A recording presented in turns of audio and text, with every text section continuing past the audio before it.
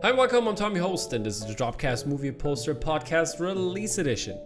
And after we had a very much artwork from the SDCC, now it's a little bit slower, but still some great artwork. And we're gonna start off with our headliner today, which is also our co-host today, which is Doaly. So Doaly is gonna stop by in a sec here, and we're going to talk about his ghostwriter piece with gray matter art, which is pretty amazing, but I think he did it like a long time ago, but we will talk about that.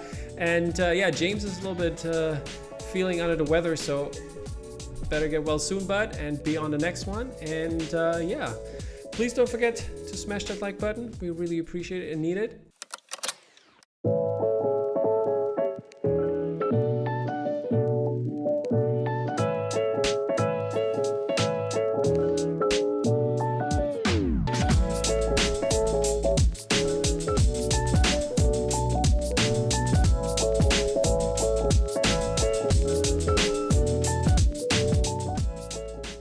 Let's get on to Doaly. Doaly, how you doing, man?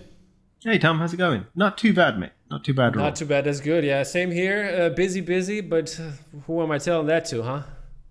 Yeah, it's crazy at the moment. I've got like 6 deadlines due this month. You were saying just like prior to the call, is it all poster stuff? I go, I haven't touched like a new poster in weeks or months. So I'm eager to get back to it. But yeah, it's all pop culture related, but it's just client work. But it's all fun. So yeah. That's amazing. I'll be sane by the end of the month. Perfect. Are you taking a vacation then or something?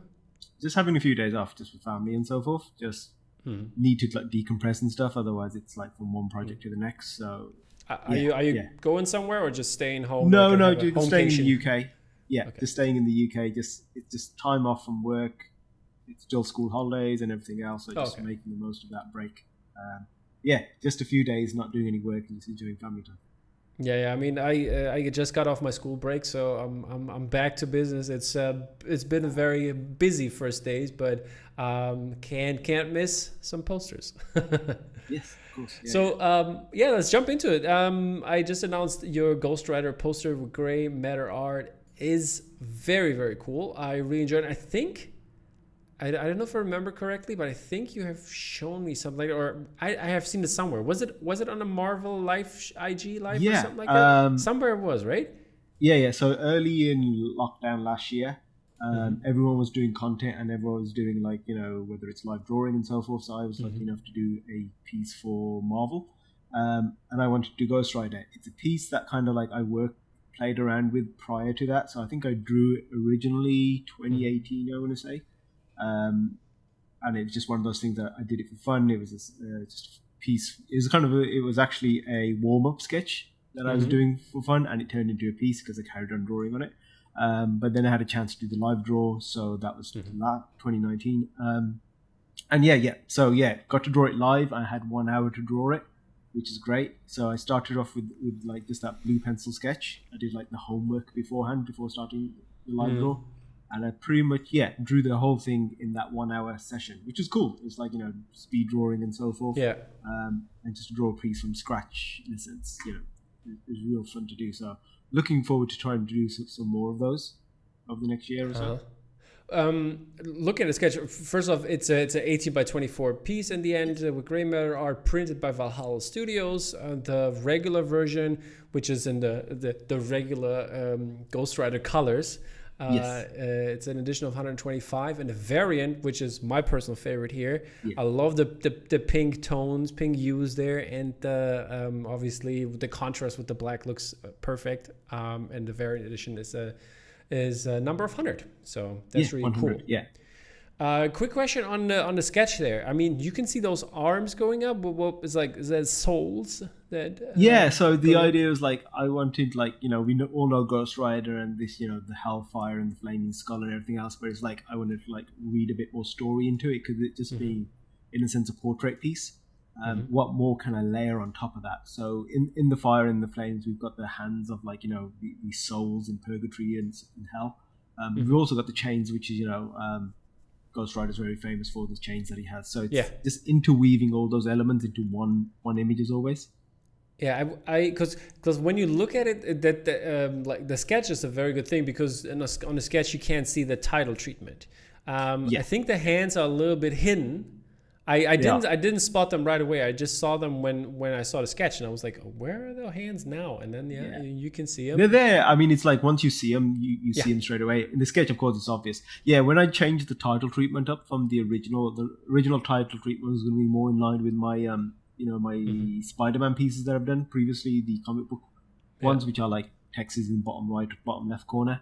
That's where the text for this was, but then I changed it up towards the end, so it covers up some of the hands which are more central. They're still there, so I know they're there. But yeah, they were definitely more obvious in that first run when I was sketching it out.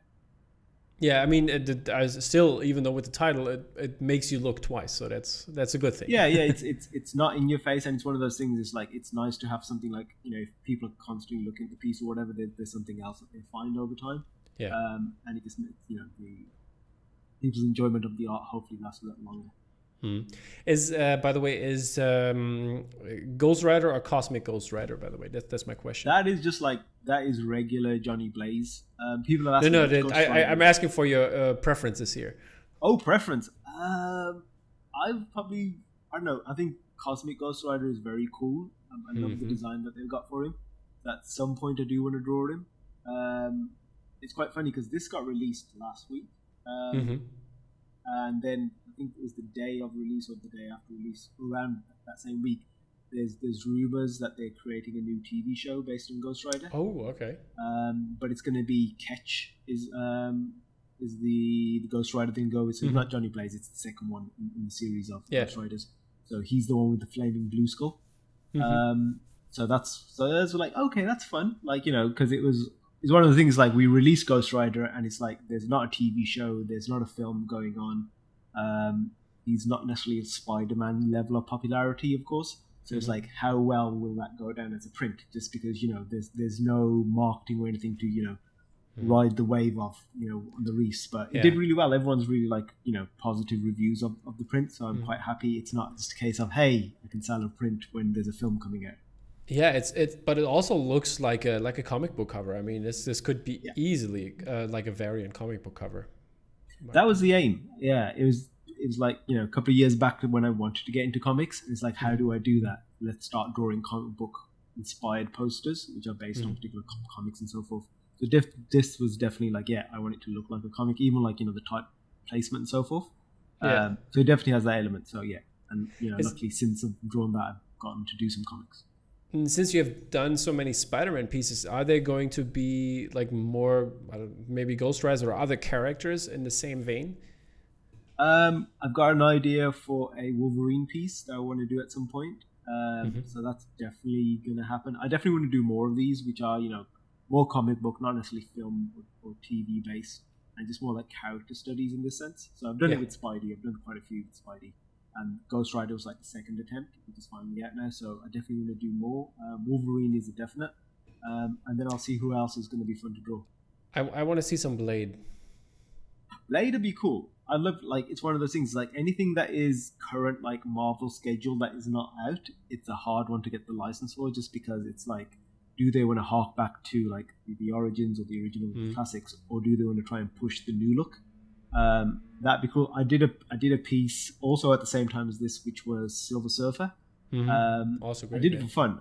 I don't think anyone's seen it. They might have seen like a tease of it, but that's been done and drawn for ages.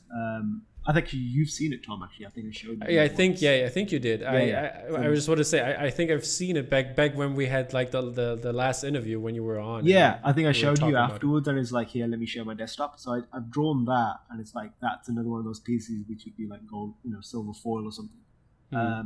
So there's other ones like, but there's no like access to the license at the moment, just because Fantastic Four is on the horizon in a sense, so you're not allowed license at the moment. So at some point when you are allowed, I will dust that off and modernize it or whatever if it needs a little brushing up. So there's definitely a lot of characters I want to work on, whether it's bad guys or good guys. How was that in terms of licensing? I mean, you worked with Grey Matter before, and like did they come back? Like, did they ask you, or did you approach them? Or I approached them. I mean, it's one of the things with most of the galleries. It's like sometimes it's a case of, hey, would you like to work on this? And then a lot of the times it's me, hey, I'd like to work on this. Here's a sketch. What do you think? Is most of the times what happens. With this one, it was I drew it that day. and then I sent it off to Mike at Grey Matter. He goes, "Hey, what do you think of this?" And luckily there was no pushback. They liked the piece and so forth, so they were happy to submit.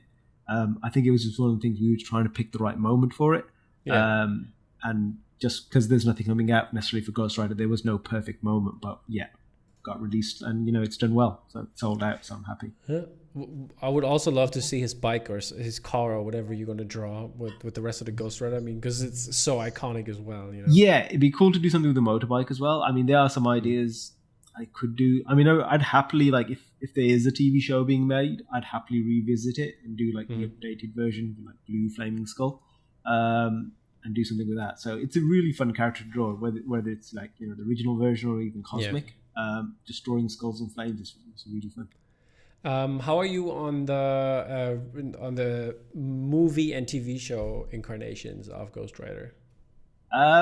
It's one of those things. I watched Nicolas Cage's versions probably in the last 6 months, just because I was working and I wanted something to watch that doesn't take up too much of my attention. So I watched both of those again. The first one is like, it is what it is, but it's still enjoyable, I'd say. The second one I really didn't enjoy, in all honesty. I enjoyed like the way the character design of Ghost Rider more so in the second one. Really enjoyed that.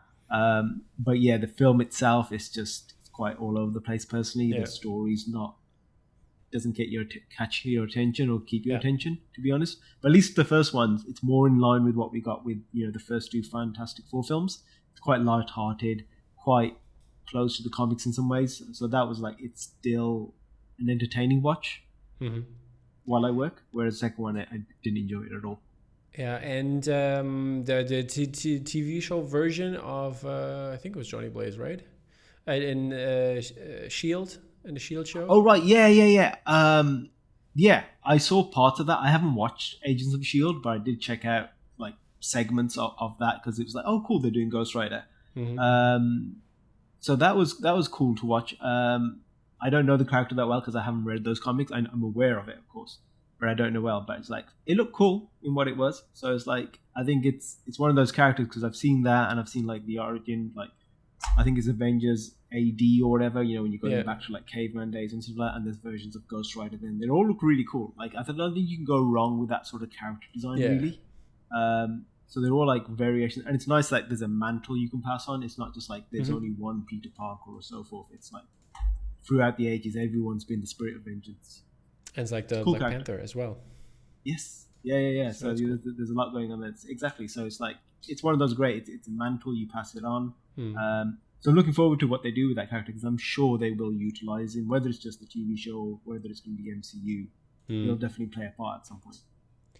That's totally, I'm looking forward to that too, because I really like the character of Ghost Rider and what he stands for and what he's doing. So always been cool seeing him on any medium. So yeah, he definitely lend himself to, like, when Blade comes about, that sort of darker, Marvel Knights sort of thing.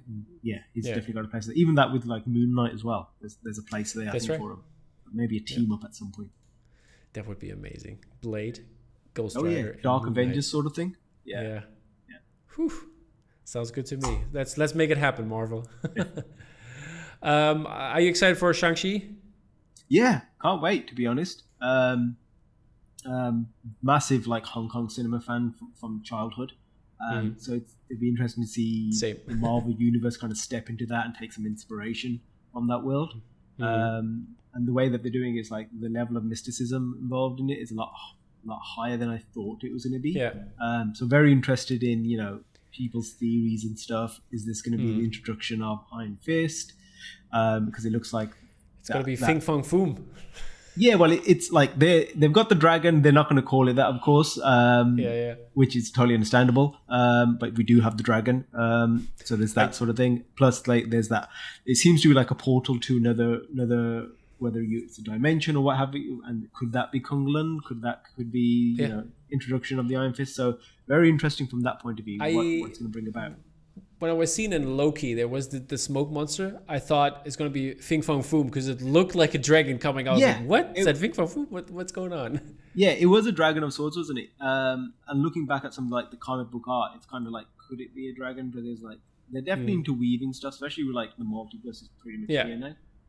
So, and what if starting tomorrow, it's like okay, these things, all those are crazy stories. Saying that every Marvel story is somewhat crazy, but all those crazy stories, they're just part of the normal canon now. You can pick from whenever you want. So it'd be interesting to see what other versions of characters and stories we get to see now. Exactly. We will talk about What If a little bit later in the show because we have One Piece, but I know there are more out now. But we will talk about that later here in the show. So since James is not here, we wish him all the best that he's going to get well soon. And Doaly, you're gonna be my co-host this week, so that's exciting. That's time. We still got the Hobson approved stamp, so if you want to stamp something, I'll put that on. No problem. Just let me know. We're gonna start off with Bottleneck Gallery here, and our first piece from Bottleneck Gallery is the Jurassic Park 3D Lenticular Plex by Mark Schoenbach, which is a 4mm polystyrene, a 24 by 36 inch lenticular. This is hand numbered with certificate and all, and it's a limited edition of 300. Yeah. Really cool piece. I love the T-Rex, obviously. I mean, can't go wrong with that in there. Alive inside, also looking really cool from, I don't know, this was the promo from 93, I guess. Yeah. And, I mean, it's you could say it's just a T-Rex, but you know that T-Rex model so well. So if you showed anyone, that's Jurassic Park. Exactly. And I really like it as a lenticular. I'm really pleased with what they brought out because I've been saying to the gallery guys and so forth. With lenticulars, I'm the ones which are like more just that 3D effect is cool and stuff. But I really you've got the gift of an animated poster in this world. Yeah. So it's nice to see something that's quite different from the previous lenticulars that have been released. So I'm hoping this brings about more of that. So it's like there's an element of storytelling within the art as well. Yeah. Are you excited for like doing a lenticular yourself, or have you done lenticulars? I haven't done one. I have got a couple of ideas for lenticulars, which I have noted down with some of the galleries, and it's like okay, like. Plus, to be honest, I haven't got time to work on them right now. But when I do, there are a couple I'd like to work on. So maybe, definitely, whether it's this year or next year, I've got a couple that I don't want to share right now just because, I want to try and keep that idea to myself. But yeah, there's a couple of pieces I think lenticular lend itself well to.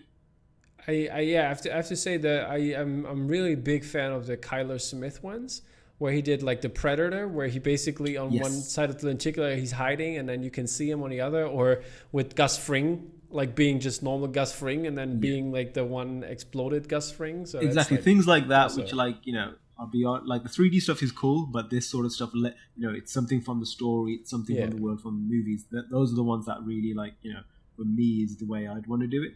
And I remember, I think there was an Alien piece years ago as well. It was you had the radar, and the radar would change in a sense the aliens. That's awesome, so that sort of stuff. That's the stuff is okay. That's kind of like create a bit of magic on the page. Yeah, that'll be that's cool. Alrighty. Then what's our next piece? We've got Indiana Jones, also from Bottleneck. Is that one? Yeah. That's very new at this co-hosting lock, so I might mess a few things up. We cut you some slack. So Race for the Idol by Alistair Little. Yeah, did you know Alistair Little before? I didn't know the person, but I don't think so. I mean, the arts weren't lovely, but I don't think I knew him as an artist. I'm also really bad with names, so sometimes I know the artwork and not the artist's name, but I don't believe I know the name, in all honesty. Yeah. I haven't heard him. Maybe he's a newcomer or not. Or maybe sometimes when I haven't heard some names, I look them up and they're, I'm the concept artist for Lucasfilm for 30 years. And I was like, oh, okay, I should have known that. But I don't know if that's the case here. You never know these days. It pays doing your research. But yeah, it's a lovely piece in what it is. It's like it's another scene from Indiana Jones, but I haven't seen an awful lot, or probably any in the last few years, of like the Boulder scene. So it's refreshing to see that scene again. Actually, it's good. I have to say, there was one. I think it was 2 or 3 years ago when Flory did one with the boulder. Did you do one? Okay. With the idol running away. I luckily got that one in a mystery tube. Okay. Bottleneck mystery tube. I remember. Sorry, Flory. But yeah, from memory, it was like, okay, have I seen that recently? And it's like, no, it's been a while. So yeah, it's a nice piece, executed well. It looks like Harrison Ford. So yeah, fun piece and bottleneck. Yeah, it's a G clay print, 24 by 36 inches, and then hand numbered edition of 150. That's good. That's a good like edition size for it, I think, especially it being G clay as well. Exactly. Our next one is next two actually are by Jason Reich, and he did for the new Suicide Squad. He did a beautiful Harley Quinn print, which is the old outfit though. From the first movie, and this is a G clay print, 80 by 24 inches, and a hand number edition of 125. And then my absolute favorite is the King Shark one, which is amazing. I mean, who doesn't love a shark in shorts and with his new friend in there, which is really funny. We're gonna have some movie review Suicide Squad later on for you guys. We'll talk about that later. Stay tuned for that. And this I love the print. I love how it looks, and same edition size and same size. And Doaly, what are your thoughts on those pieces? I really love the King Shark one. Harley Quinn is a cool piece, but like I've seen a lot of Harley Quinn art. Yeah. So it's cool. Execution's great. Likeness is great. But I was really big fan of the King Shark one. Like if I was to get one, I'd go with King Shark myself. Same. Love the execution of it. It's just the look. You can get that there's a childlike quality about King Shark in the film, and that I think the poster really captures that. So yeah, really love that piece. It's like executed really well. The character design, everything else, nails it. So really like that piece. And I know for a fact this is definitely Hobson approved. Because sweet. he told me that he was thinking about getting this one. I mean, it's like saw it, and when I saw just a tease of it, I thought, I wonder if they're doing like a Jaws homage or something to it, because it'd be like interesting way of just having that character. And I've seen some fan art of it, people doing some Jaws like stuff. But I thought, that's a really fun poster. So yeah, I really like that. I'd have that on the wall. Awesome, me too. And I think it even looks a little bit child friendly. It does, doesn't it? There's no blood to it, even though the film is gory and everything else. But that could be on a nursery wall, and people would think it's fun. Exactly. Your next one is. Oh, there we go. Let me catch up. Are we doing? Is it Spider-Man we're doing? It is Spider-Man. It is Spider-Man. Just double checking just the order. We got Spider-Man, and that's another bottleneck release. It's a 16 by 24 hand numbered screen print. We've got 3 edition sizes. We've got the regular, we've got the silver, and we've got the gold foil. Edition sizes 175, 90, and 90. And that's a McFarlane comic book cover. That's being re-released. I'm not sure what the wording is for these. When they in the same make a screen print out of existing art and so forth. Or it's comic book cover. Is it a re-release? Is it just an art piece? But yeah, I guess it's. I wouldn't call it re-release, because the first release it's never was been comic released book, in that right? sense. But yeah, it's like because it's a pre-existing art. I'm just wondering if it requires a sort of like you get Blu-rays and so forth. It's the director's cut and so forth. It's a reboot. It's a reboot release. Yeah, there you go. It's a reboot. Yeah. So I mean, it's an iconic comic book cover. So if you can get it in a screen form, I'm sure a lot of people are going to love it. It's one of those ones. Like it's such an iconic bit of art, so it's like I can see this going straight away. Which version would you grab? I would go for the regular personally. Just for the art that it is, I think it sells it to me best in its kind of its original form. I'm not a massive fan of using gold and silver for the sake of using gold and silver. So personally, it's like for me the original, the regular edition is my favorite. Okay, yeah, I have to say I would go for the gold one, because I think the colors pop best. Like the blue and black and the red pops best when it comes to the gold of the webbing and like all the rest. Yeah, it's I mean, they all look great. Yeah. In that sense. But my it's just personal preference here. Yeah, just a preference thing. It's not that they don't look good; they do look good. Just personal preference wise. I just love the colors of the orange. Perfect. Next up is this is it, by the way, for Bottleneck, and we're moving over to Mondo, and Mondo has this wonderful Tom Whalen art, Mr. Strong Stuff, for Paddington, a great movie. Yes. Second part as well. There's a third part coming, right? Let's talk about it.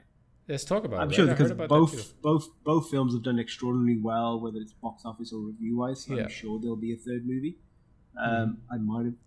Did you see a teaser somewhere? Like it was just the. I think there was something, but it was teaser just like this, the marmalade sandwich in the shape of a 3, maybe. Maybe I'm thinking it up, or that existed. But I'm sure there's a 3 on the way. But yeah, it's a beautiful piece of art by Tom on this one. His art is always so like the choice of colors and the composition is always so strong. It's hard not to like enjoy his work.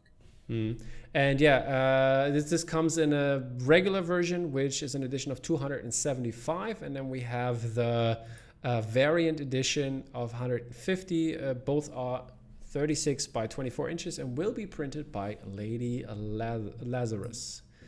My personal favorite when it comes to both, I think I would go with the regular version because I think it feels a little bit warmer and it gives you the warm feeling of Paddington here. Definitely. Yeah, I think that works. Just the color. The other one's nice as well, but that, like you said, the warmth that you're getting, and I love those greens that he's using. They work really well. I'd have to agree with you there, Tom.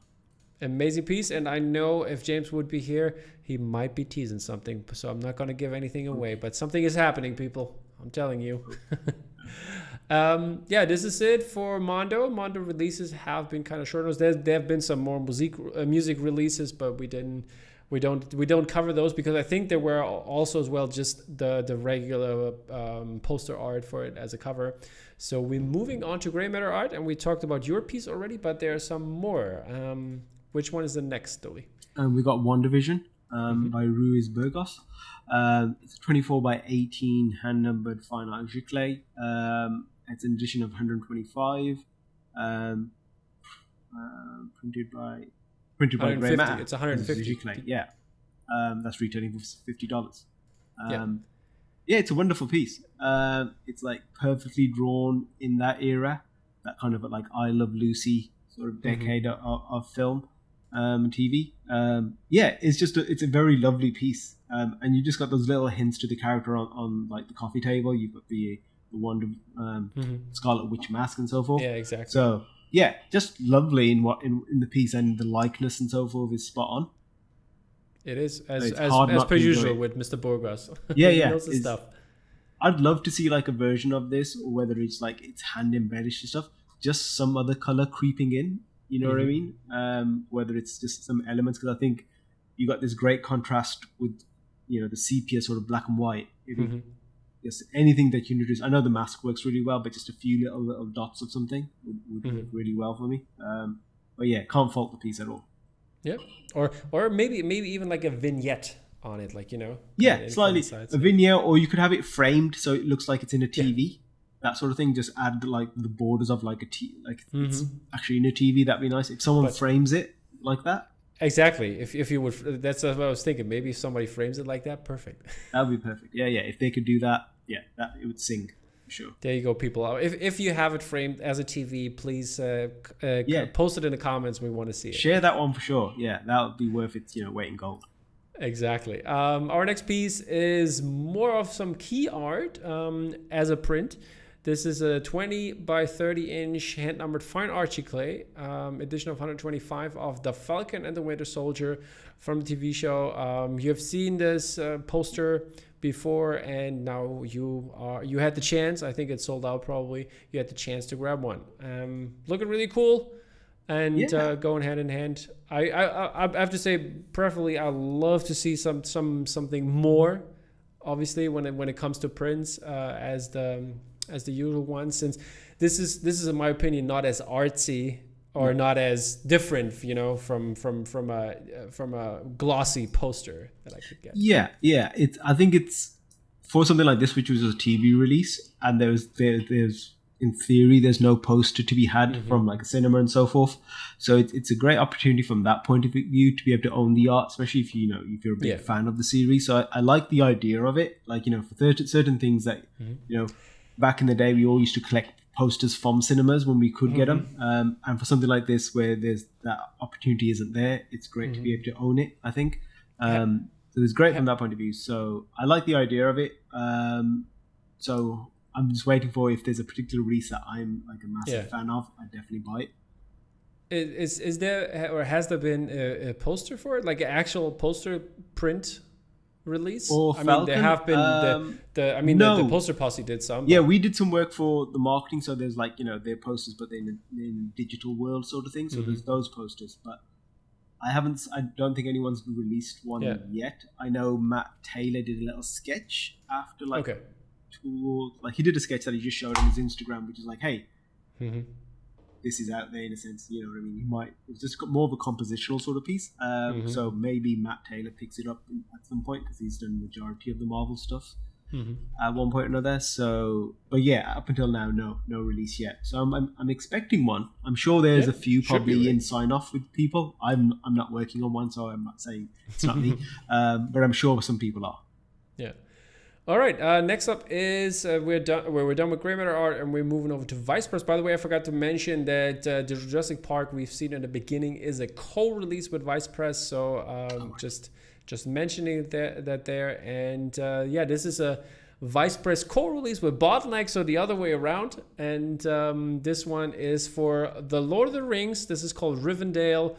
It's art by Nan Lawson. We have seen her pieces before with Vice Press. She has done the open editions, and this is an edition of 295, so this is a limited edition, 18 by 24 inches, and this looks amazing. I mean, I think Nan always is really good at capturing the, like, I would say, in a romantic, lovey side of things. There's that whimsical quality to her work, which I just love, and it's for, like, we've seen a lot of Lord of the Rings art, whether it's myself, numerous artists over, even just months have produced so much Lord of the Rings art, and it's very nice and brave to see a piece like this, which isn't necessarily about the ring, isn't about Frodo, isn't about the war side of this, but it's another element that I haven't seen portrayed in a poster. So I love it from that point of view, and it's executed brilliantly.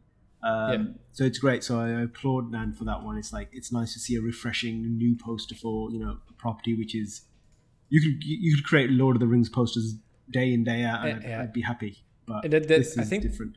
I think when she was on for the interview, that was like her big wish to do a Lord of the Rings poster, and now she finally officially done it. No, so it's brilliant, and the wording's right for it. It's like in the title treatment, so we could see Two Towers, we could see Return of the King, because that relationship, endears throughout the film. So there's something there, whether it's a different love story in a sense, or there's other elements of characters, how their duality is, but we could see that with the other films and other characters. So I'd love to see this as a continued series, different colorway and so forth. It'd be amazing. This is it for Vice President said, and we're moving over to Hero Complex Gallery. And what do we have there? Next. You're gonna help me. I'll help you out. It's the new River Gorge by Glenn Brogan. It's a fine Archie clay, 60 by 20 inches, and a 255 in addition. And I think this is part of the 59 and Park series, which I've gotten the book. I'll grab that real quick just to give a quick shout out. Yeah, I'm zooming in just to see if they've got their. I didn't put it in there yet, and this is the book, by the way, which is amazing in hand, and I recommend everybody to buy this book. It's pretty big, as you can see, like from the size next to my head. And this is a great art book, and if you want some really cool nature prints and don't want to collect like 60 of them, go get this book. Yeah, I'm actually going to pick up that book, to be honest. I was researching travel posters earlier this week, and of course 59 Parks popped up there because it's amazing work that they've done over the years. And then I saw the book, and it's like, okay, I'll pick that up for sure. I'm not sure if this is by them, to be honest, because I'm not sure, but I don't think so, because I think the way they have a set way of doing the logo and so forth, and their logo in the bottom right corner is always there, which I don't think this is, just because of their differences. But it's a lovely piece, to be honest. Yeah, and I think it goes along the lines, but yeah, you're right. It's not there. It should be in the right bottom there.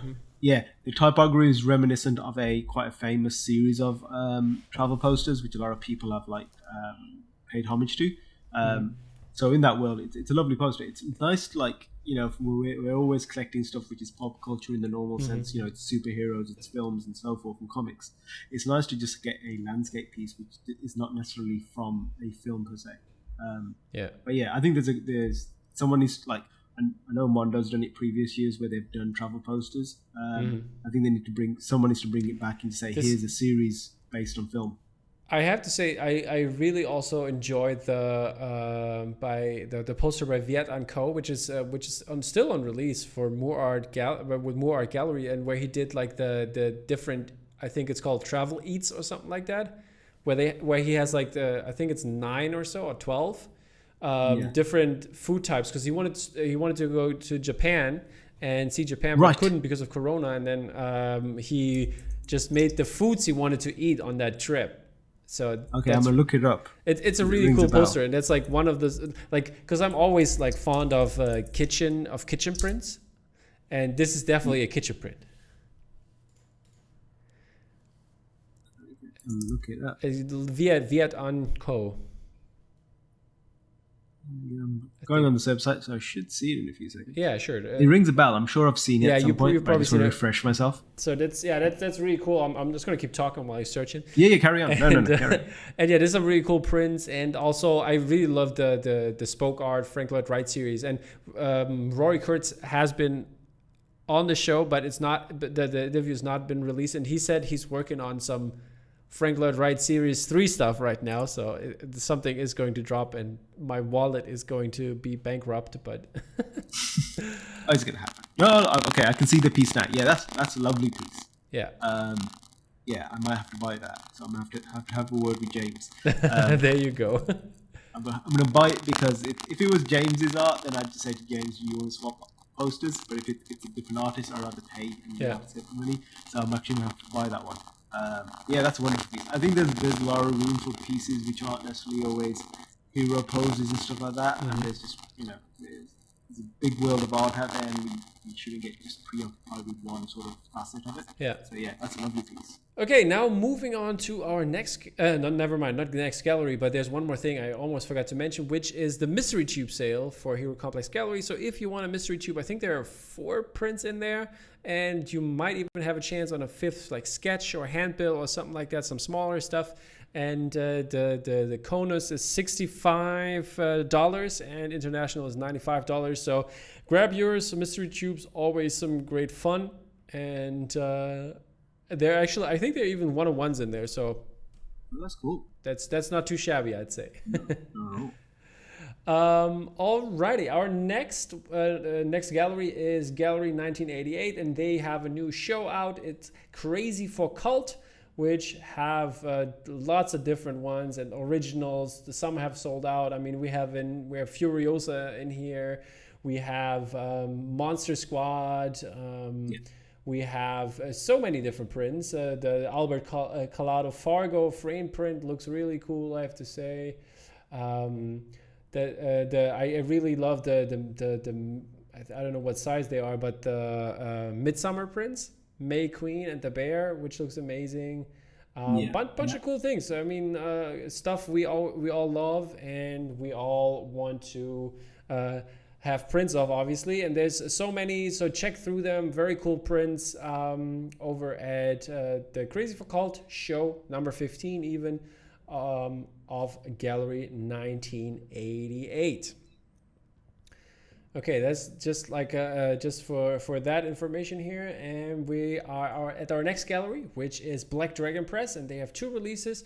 First one is called the Countercurrent, and this one is by Miles Johnston, and this is comes in 2 versions. One is 12 by 16 inches, which was a timed edition. I think it's 269 was the total number in the end, and then there was also is also a limited edition of 165 for an 18 by 24 inch version, and both are on 308 grams per square meter cotton Hanemühle photo rag, and both editions are signed by the artist. Looks really cool. Some really interesting art. if you want some difference, if you want to take a vacation here of the movie poster world, then this is one of the posters or one of the prints you should definitely get. Looking really amazing. Yeah. Black Dragon always does like amazing print releases which aren't necessarily grounded in pop culture in the normal sense of film and TV, and they just pick the right artist and in the right sense the right idea, exactly, and produce amazing work. So it's always refreshing to see a Black Dragon release. Yeah, and another Black Dragon release is the UK variant of Nicholas Mowgli's Perpetual Static. And this one was for, was it David Everett? I think David Everett show. Like 18 by 18 inches, 7-color screen print, edition of just 50 copies, going on sale, or have been on sale yesterday when you see this. So you probably missed out on that one if you slept on this. But it's a lovely piece. I really love what Nicholas Mowgli is doing. He always captures the mood perfectly, and I love the prints he's doing where you can see inside the houses or looking outside of the houses, and it's like this evening mood, sunset mood. It's really incredible what he's doing. Love the style. Could like. His work's always impeccable. The detail that he is, like I'm zooming into stuff, and it's like, even if you look at this piece in particular, it's like, the painting on the wall and everything else, the detail, and that to have that in a screen print is amazing. And also just like his work is always like that monochrome, sort of like this hints of blues and so forth. But then you get this warm glow of whether it's the TV, it's the light inside the house and so forth. It's just beautifully done. Always the execution. So another stellar piece by himself. Perfect. Then we are through with all the galleries. So thank you for the great gallery releases, people out there. And we are in the illustration, digital, one-offs, private commission world. And the first release we're going to talk about is Dustin No-Tech for Sweet Tooth, which I really enjoyed. Which I really enjoyed the TV show. I haven't read the comics, but the TV show was really cool. I can't wait for the second season that has been announced. And this piece is, I think, very fitting for the movie. I've not watched it. I've seen the trailers and everything else. It's one that I'm meaning to watch at some point. But yeah, I love the setup of the world and so forth. So it's like, it's a nice fun piece, and it's nice, playing around with the antlers and so forth, and this world, layering up different things on the art, which is always a fun thing to do. So yeah, it's a lovely piece. So check out Dustin No-Tech doing this. I hope I pronounced the name right. And check that out. It's a really great piece. And we're moving on to our good friend Andrew Swainson. What does he have in store for us? So he's got a series of pieces that he's created. It's 8x8s, and they're like iconic characters from pop culture. So we've got Bruce / Jaws. We've got Loki. We've got the Alien Queen. So bad. I know who it is, but I'm really bad with names. And then the dude in the hat. Which you'll see. I see it Price. also, but sorry. I can't. Yeah, sorry. Did Price. You have it or? Sorry. Did you just say the name? Because I'm blanking. Vincent Price. It's Vincent Price, as in the actor Vincent Price. I can't remember the role. But yeah, it's wonderful work by Andrew. Lovely detail for the size that you're getting at, and it's iconic views of characters that you love. So everyone has this in them at some point or another. They want to do, in a sense, either like a mini portrait or something, or just little character studies, and everyone has their own different way of doing it. So it's really nice to see Andrew's vision of this. Yeah. Next up is Freya Betts' What If poster. There have been a couple more from the poster posse, and these What If posters look really great, and I can't wait to watch the show. It's coming out August 11th, so when you see this right now, you could also be watching What If. I hope you're watching this show instead of What If, of doing course. Both, yeah. And this those What If posters are really amazing, and I was wondering what is your What If story? What do you want to see? What do I want to see? Is there something? You caught me on the moment, Tom. Put you on the spot here. I'm sorry. Yeah, no. I really love like the more mystical side of Marvel Universe. So if it was anything in Doctor Strange, even like Ghost Rider stuff, that sort of darker world of Marvel. So Blade, that sort of thing. That's I'd like to see something there. Is it? Would you consider it? The zombie stuff, would you consider that as what if? I guess so. It's not running. I mean, under in the comics, it's not running under what if. It's not, no, but I guess it's a fun one, and people know it so well. Like, you know, there's been Marvel variant zombie covers forever.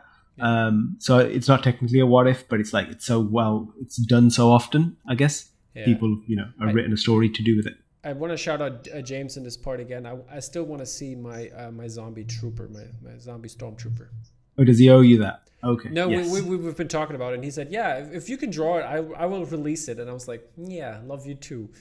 Yeah. Okay. That's not gonna happen. If you draw it, then release it, please. Yeah, that's the way to do it. Yeah, exactly. Yeah, but maybe I should just do like a really do a doodle and do that, and do a one of one. I'm so bad at these, but maybe no. You just need like a post-it note, and there you go. You're away. That's the OG sketch. I'm gonna put it in with every print I'm selling. Yeah. Exactly. Yeah. Can't say anything bad about an OG sketch. Exactly. So yeah, but what if I'm looking forward to it as well. There's some really good stories that go in this universe, and check out the Poster Posse at the Disney Plus site on Twitter. They're posting the different posters. I think there's 9 in total, but I'm not sure. And these have been coming out every other day. So yeah, look into that. Yeah, it's great. They're all like companions for each of the episodes and so forth. Have you done Freya's? No. Okay. Too busy in all honesty. It's like one of the things like if the gig, I'm not sure if even the option of the gig was there, to be honest, but it's like if I took it on, I'm not sure if I have enough time to do it justice, so I'd rather not in that scenario, as much fun as it would have been to do. We'll see if I get to work on something new next time. But yeah, the Justice League is somewhere else anyway, so. Oh yeah. Oh, sorry. It was a pretty bad joke. But yeah, moving on to another artist that has been on the show, which is Sophie Bland. A couple of weeks back, she already teased some of her artwork for Sucker Punch, and this is the final piece, people. Really interesting Sucker Punch piece. I really like it, but I have to say, I really like the character portrays even more. Those are my favorites. They've done a wonderful job with those character shots, and it's another this is an interesting way of doing it. Having that negative space, having the characters coming out of that circle and so forth. Yeah, really nice. I've seen some of the film. I haven't watched it all. I mean, visually, it's amazing from what I have seen. Yeah. I don't want to say I fell asleep in it, but it was late, so I probably didn't watch all of it at the time, and I didn't go back and watch the rest of it. Though, in terms of it didn't from a story point of view. It didn't grab me visually. It was amazing to watch and look at. So I understand why people love drawing for it. But yeah, it's really interesting piece. It's nice to have this big landscape piece with all the different elements from the different I wouldn't say delusions or daydreams that some of the characters have, and have that on one screen. So yeah, it's a real fun piece. Exactly. Awesome stuff. And now we have some another poster posse stuff. I think we talked about it last week, and I just mentioned it briefly. The Green Knight artwork, and there has been tons of Green Knight artwork. I think I have all. I mean, yours is not in here, and I know you did one. You did the lightsaber green, the Green Knight. Yeah, version. I did that. I did this. It was a piece that I did for fun, and I drew it in one day. Whereas, as you can see, the artists have actually spent a good amount of time on these pieces. Mm-hmm. So I hate mine to be within that set because everyone's done amazing work on it. And mine was just a bit of fun for a day. Yeah. But yeah, amazing pieces, just to pick out some Marco's piece, Courtney's piece. There's really amazing art in here. So it's the posse and the artists have really knocked it out the park on this one. Yeah, and the guest artist Nada Mahtari, she did a beautiful one. I really enjoyed this one.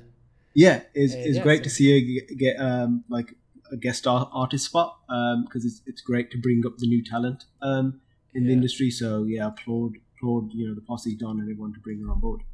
Yeah, and the Green Knight is a really great movie. I'm so sad for you that you have you seen it? You've seen it? I have seen it twice already. Okay.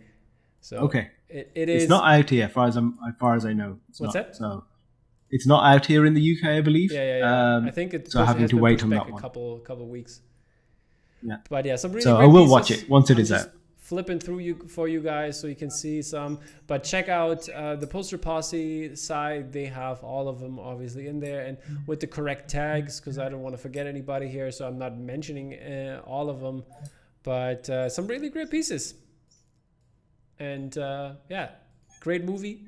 If you have watched it, let us know in the comments how you liked it and how you like the posters, or which poster would you now, after seeing it, go with.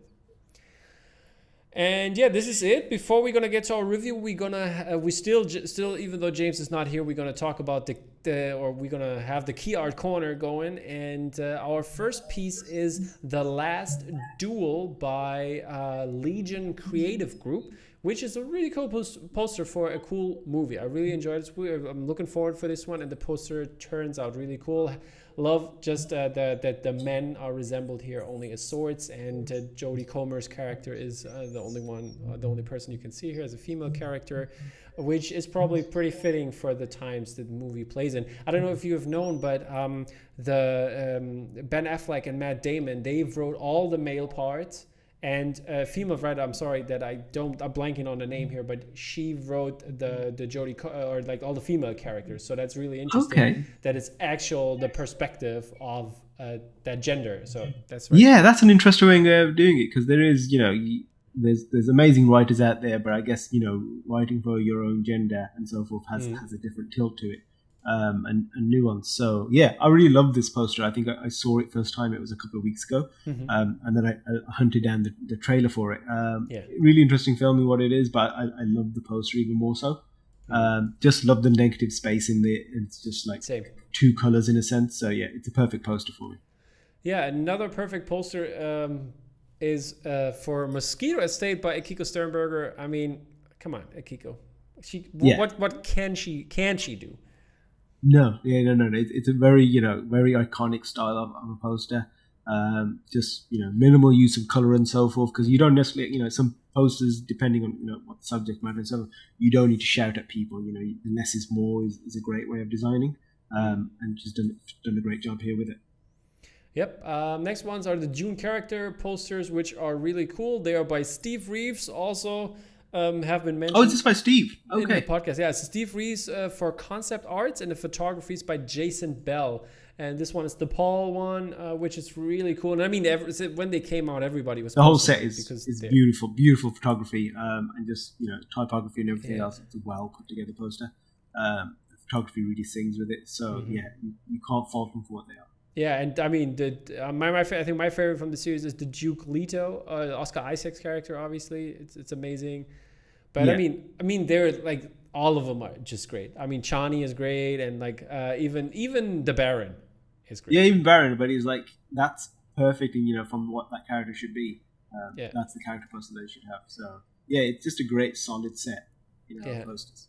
And the last poster we're going to talk about here is, I'm sorry, not the last, but almost last here, is The Meaning of Hitler. I love that poster. Yeah, it's the first time I'm seeing it. I've seen it somewhere. I don't know where, but I've seen it somewhere. And when I saw it, like I think it must have been last week or so, I love the poster already. And this one is by Intermission Film, and this one looks great. Love this one. Yeah, it's a lovely poster. I don't know the film.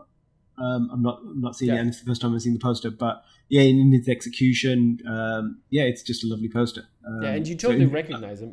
Exactly. You don't need to he's such a well-known figure, so you don't have to spell it out every time. You can just hint upon things, and the meaning of it. And it's better in not showing him, to be honest. And it spells it out for you. So yeah, I'm interested to see the trailer. And also with the title, I mean, looking at The Meaning of Hitler, it could be anything in terms of interpretation. You just see what it stands for, like having the uniform, but not the person. So who knows? Yeah, exactly. Because it's like he's known throughout history and stuff, but it's like he's iconic in for his actions and so forth. So it's like, what do you think of when you think of Hitler? There's so it's a deeper conversation to be had, but but it's like as a poster goes, it's great not showing his face and so forth, and still having it that reaction that you have to Hitler in a sense, without even showing him. Exactly. And last but not least, this one is for The Suicide Squad by Works ADV. And this is, I guess, the Japanese. I think it's Japanese, right? The Japanese characters? Maybe I think so. From could be. I'm not sure if it's. I couldn't tell you 100%. I'd be lying if I knew me exactly. Neither, but it looks Japanese. We're just gonna say it's Japanese here. And this is the poster key art for this one, which is really cool since it's like a very simple illustration. But I mean, all that James Gunn has pushed for this release in terms of poster has been really great. And this throws me right into saying that the movie was a tad disappointing in my opinion. Oh, really? Okay. You're the second person I've heard say that, and I've spoken to a lot of people about the film. Yeah, I have seen just positive reaction. Everybody, like on social media, everybody was raving about it, how great Suicide Squad was. And I was like, was it? What was so great about it? So when it comes to it, I mean, everybody knows Suicide Squad. It's the second part, the David Ayer one. I mean, this movie, even though if I was a little bit disappointed here, it still had head and shoulders above the I was curious then whether you were going to have it rank below the Ayer version or not. Okay. No, but I have to say, when it comes to this, I compared this a lot to Guardians of the Galaxy. I mean, obviously the comparison with James Gunn helming this thing, having the basic premise of this stayed the same in terms of compared to the first movie. Yeah. And my problem with this one is that I felt something missing. I think he has done. I mean, the jokes were okay. It was very brutal. I think it's the one of the violence. More brutal comic book movies in general.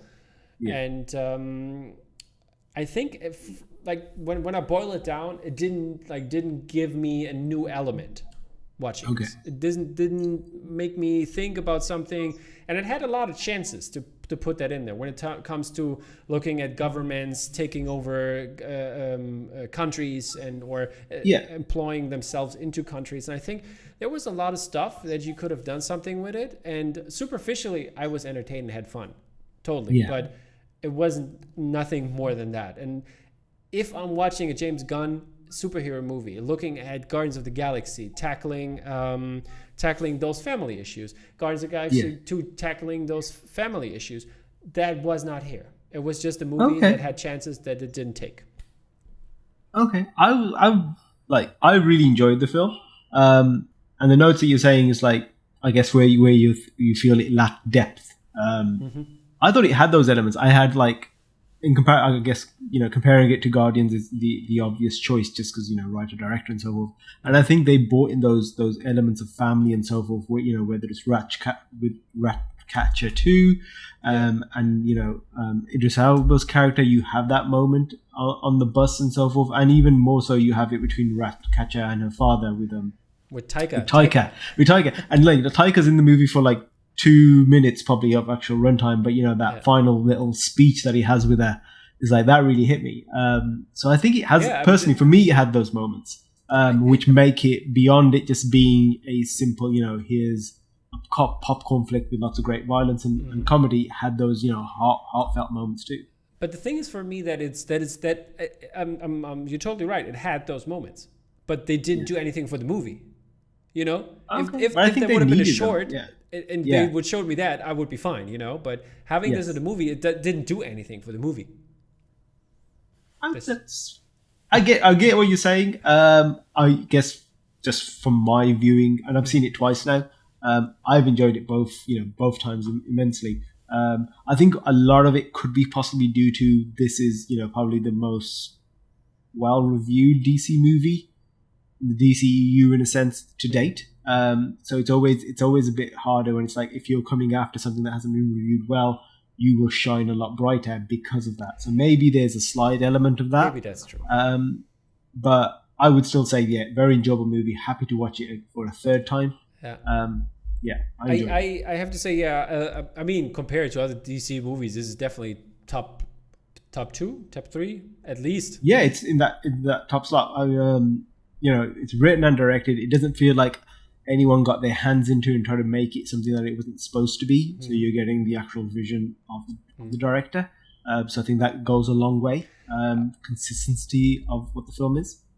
I was wondering if he had that carte blanche that he basically wanted and should have had when it comes to DC movies. I mean, we have seen DC movies tank and not been critically acclaimed or even acclaimed by the fans. And I think maybe that's what hindered them to take the next step. I mean, as I said, they were very brutal with a lot of violence. And I heard even, or I read somewhere, the perspective of, I mean, they go into Corto Maltese and, I mean, there's this argument, this kind of racist argument about Margot Robbie just killing people of color. Like when you look at it, she doesn't kill white people. I mean, which is hard if you are in a. It's kind of a hard, like, it's not really an argument if they were like say for instance, if you were in a country which has, you know, different population and then she just singled out the people of color, I'd understand that as an argument. But when you're in a country and the foe is, you know, of different color, I don't see that as an argument. That's just the story narrative. You happen to be in this country. So I think that's just very shallow argument, and I don't understand it. So I'm not a fan of that as an argument. Just want to say, this is not my argument. I just no. I'm not saying that. No. I think there's lots of things, like, you know, in the world to argue about, but you know, Margot Robbie or Harley Quinn's character killing only people of color in this film is just, I think people need something better to do. And if you have leanings from that point of view, from a political point of view, great.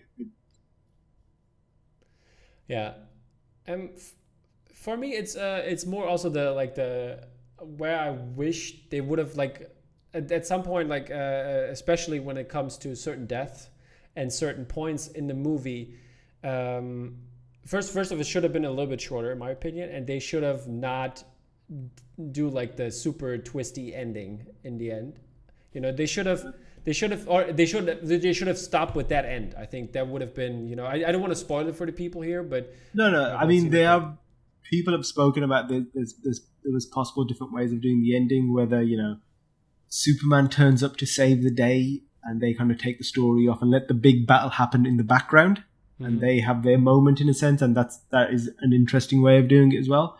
I enjoyed it, so I understand there are different versions that might have been better, or, you know, or definitely would have been different ways of tackling it. But I think from where the property was previously, they've got a very good film on their hands. They got a film that will, you know, in theory, will spawn a part 2 to it in this particular, you know, narrative. Show, the Peacemaker. And then you got, you know, John Cena's character, which is now getting the TV show as well. So I think it's done all the groundwork that it needed to. And interested to see where, like, a part 2 would go. You know, do we pick up with this squad, of course, you know, littered with a few more of the characters, or do we go a brand new squad again, and probably only Harley Quinn is the, you know, the one joining factor, like, you know, Wolverine and X-Men. Yeah, I have to say this. Don't get me wrong, people out there as well. You know, I had a good time watching it, but like looking at it, it wasn't as memorable as I hoped it would be. I think that's the way I want to put it here. And I think that's fair. Yeah, I'm interested in your point of view as well there, people. You heard ours here, so write us in the comments what you thought about Suicide Squad. Why was it that great? Why wasn't it that great? So if you think you have to love it because everybody's loving it, no, just write us in the comments what you thought about it. And before we're gonna leave here, Doaly, how would you rank the movie from 0 to 10? I would give it probably an 8.5. All right, I think I'm a 7. Yeah.